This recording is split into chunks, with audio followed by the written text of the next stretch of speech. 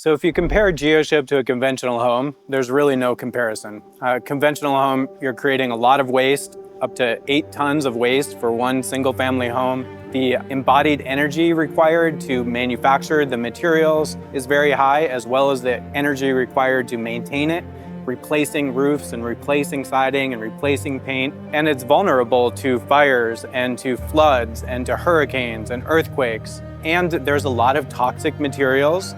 There's a lot of places for mold to grow. They say up to 50% of housing stock in the US has potentially dangerous levels of mold.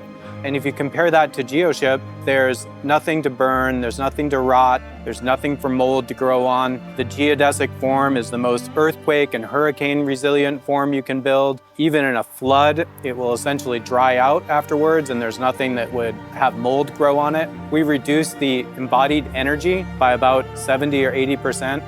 Also, the operational energy, how much energy it takes to heat and cool the home, is reduced by around 70%.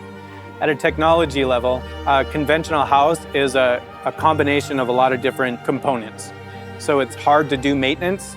With the home as an integrated product, we're really bringing all those things together so that you get an owner's manual for your home. And you have a digital twin of the home. So that's something that's not really possible with the conventional approach to home building, but becomes possible when we really understand the home as a fully integrated product.